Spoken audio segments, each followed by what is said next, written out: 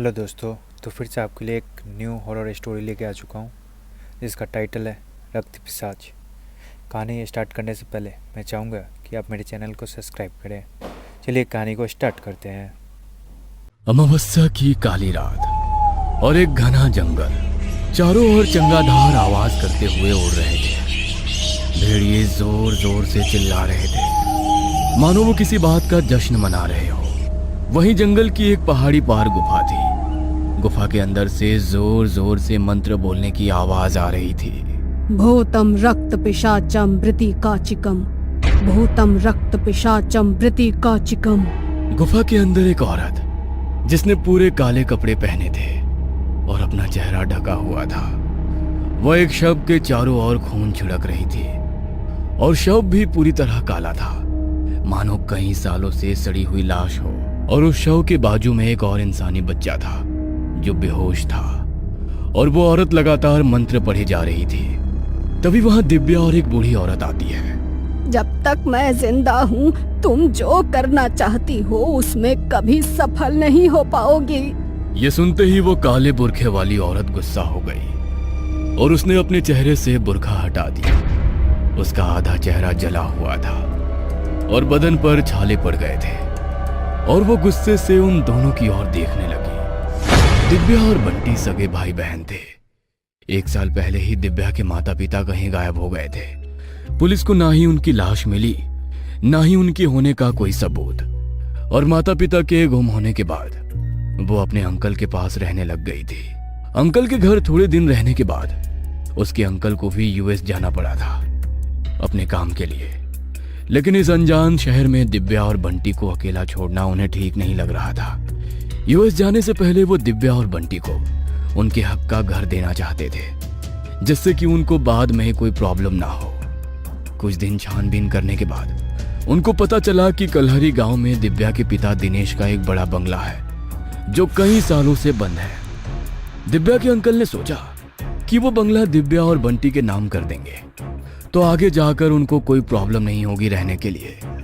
इसलिए उन्होंने कलहरी गांव जाकर वो बंगला देखा और उसकी साफ सफाई करके वो बंगला दिव्या और बंटी के नाम किया। देखो बेटा, अब मुझे ना चाहते हुए भी यूएस जाना पड़ रहा है। मुंबई में तुम्हारा अपना खुद का कोई घर नहीं था, इसलिए मैं तुम दोनों को यहाँ लेकर आया हूँ। अंकल, क्या ये हमारा घर है? हाँ बेटा, ये तुम दोनों का अपना खुद का घर है। तुम हमेशा के लिए यहाँ रह सकते हो। अंकल, आप भी यहाँ रुको ना हमारे साथ। बेटा, मन तो बिल्कुल भी नहीं है तुम दोनों को ऐसे अकेले छोड़कर जाने का, लेकिन क्या करूं, मजबूरी है। अपना ध्यान रखना। ऐसा कहकर दिव्या के अंकल वहां से निकल गए। थोड़ी देर के बाद एक औरत वहां आई, काले रंग का घाघरा चोली पहने हुए, हाथों में चूड़ियां, नाक में नथनी, माथे पर काले रंग की बड़ी बिंदी। दिव्या उसे देखकर एक पल के लिए घबरा गई। उसने दिव्या से कहा कि उसका नाम मंजरी है और उनके अंकल ने ही उसको तुम दोनों की देखभाल के लिए यहाँ भेजा है। लेकिन अंकल ने तो हमें तुम्हारे बारे में कुछ भी नहीं बताया। अंकल जल्दी में थे ना, शायद भूल गए होंगे। लेकिन तुम चिंता मत करो, तुम्हें किसी भी चीज की जरूरत हो तो मुझसे मांग लेना। मुझे अभी कुछ नहीं चाहिए, लेकिन बंटी का दूध पीने का वक्त हुआ है, उसके लिए आप प्लीज दूध ला दीजिए। ठीक है, आप दोनों कमरे में जाओ, मैं बंटी के लिए दूध और तुम्हारे लिए भी कुछ खाने को लेकर आती हूँ। दिव्या बंटी को लेकर ऊपर कमरे में चली गई।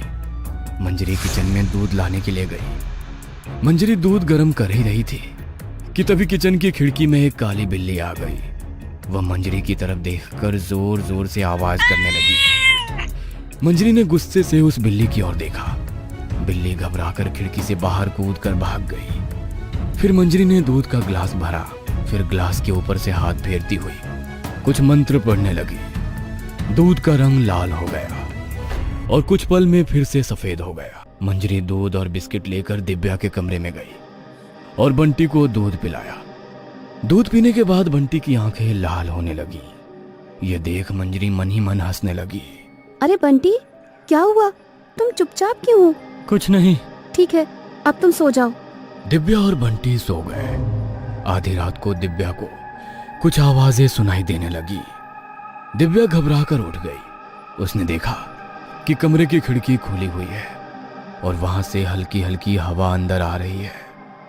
दिव्या उठी और खिड़की के पास गई। उसने देखा कि एक बूढ़ी औरत खड़ी दिखाई देती है जो दिव्या की तरफ ही देख रही थी। दिव्या उसे देखकर घबरा गई और उसने खिड़की बंद कर ली और कंबल में आकर सो गई। अगले दिन उसने मंजरी से उस बूढ़ी औरत के बारे में पूछा। तुम उससे क्यों मिली थी? मैं मिली नहीं थी, बस खिड़की से देखा था। इसके बाद मंजरी शांत होकर बोली कि देखो दिव्या, वो एक बुरी औरत है, बच्चों को फंसाकर उन्हें मार डालती है। तुम और बंटी उससे जितना दूर रहोगी उतना अच्छा होगा। इस पर दिव्या ने कहा ठीक है। तभी बंटी सीढ़ियों से नीचे आया। उसने मंजरी से खाने के लिए पूछा। मुझे भूख लगी है, मुझे खाना दो। मंजरी बंटी के लिए दूध और बिस्किट लेकर आई। बंटी ने गुस्से से वो दूध फेंक दिया। हाँ, मुझे ये सब पसंद नहीं, मुझे मांस चाहिए, मांस। ये सुन दिव्या दंग रह गई। इससे पहले बंटी ने कभी मांस नहीं खाया था, उसे बिल्कुल पसंद नहीं था। लेकिन दूसरी ओर मंजरी ये सब देख मुस्कुरा रही थी। दोपहर को मंजरी बंटी को चुपके से जंगल की ओर लेकर गई। वहां उसने खून से एक घेरा बनाया और उसके अंदर एक आग जलाई और बंटी को उस आग के सामने बैठाया और कुछ मंत्र पढ़ने लगी। फिर उसने एक जिंदा सांप बंटी के हाथ में दिया और उसे आग में फेंकने के लिए कहा। बंटी ने सांप को आग में फेंका। मंजरी बंटी को घर लेकर आई। उसी रात मंजरी ने उस सांप की राख को बंटी के खाने में मिलाया। अब मेरा बरसों का सपना पूरा होगा, अब होगा मेरा इंतकाम पूरा। बंटी और दिव्या कमरे में सोने के लिए चले गए। आधी रात को बंटी अचानक नींद से जागा और दरवाजे की ओर जाने लगा। दरवाजे की आवाज से दिव्या की आंख खुल गई। उसने देखा कि बंटी रूम के बाहर जा रहा है। बंटी कहाँ जा रहे हो? क्या चाहिए तुम्हें? बंटी ने कोई जवाब नहीं दिया, मानो दिव्या की आवाज उसके कानों तक पहुंची ही नहीं। दिव्या बंटी के पीछे गई। उसने देखा कि नीचे हॉल में बंटी और मंजरी एक दूसरे के सामने खड़े हैं। फिर मंजरी बंटी को अपने पीछे पीछे घर के बाहर ले आई। ये मंजरी आंटी बंटी को इतनी रात को कहाँ लेकर जा रही हैं? और बंटी भी मेरी कोई बात नहीं सुन रहा। दिव्या जल्दी जल्दी उन दोनों के पीछे जाने लगी। वह बंटी को फिर से आवाज देने ही वाली थी कि पीछे से उस बूढ़ी औरत ने दिव्या का मुंह अपने हाथों से बंद कर दिया और उसे छिपा लिया। तुम कौन हो और मुझे यहाँ क्यों खींच के लाई? तुम क्यों हमारे पीछे पड़ी हुई हो? हमने तुम्हारा क्या बिगाड़ा है? मैं तुम्हें कोई नुकसान नहीं पहुँचाना चाहती दिव्या बेटा, मैं तो तुम्हारी मदद करना चाहती हूँ। मंजरी कोई साधारण औरत नहीं है, 1000 सालों से जीती आ रही एक रक्त पिशाचिनी है वो। यह सुन दिव्या दंग रह गई। बूढ़ी औरत ने बताया कि उसके दादाजी इस गांव के मुखिया थे। सारा गांव हंसी खुशी रहता था। लेकिन एक दिन एक रक्त पिशाच और रक्त पिशाचनी हमारे गांव में आ गए और एक एक करके गांव के लोगों को मारकर जिंदा खाने लगे। लोगों में डर फैलने लगा। तब तुम्हारे दादाजी ने एक तांत्रिक की मदद से एक ऐसा अस्त्र बनाया जो उन रक्त पिशाचों को मार सकता था। आज से 90 साल पहले ही आज ही की पूर्णमासी की रात को तुम्हारे दादाजी वो अस्त्र लेकर उन रक्त पिशाचों को मारने के लिए गए थे। पिशाचों, आज मैं तुम सबका खात्मा कर दूंगा और अपने गांव की रक्षा करूंगा। रक्त पिशाच और उसके दादाजी के बीच में एक भयानक लड़ाई हुई। लेकिन हार ना मानते हुए दादाजी ने वो अस्त्र रक्त पिशाच के सीने के आर पार कर दिया।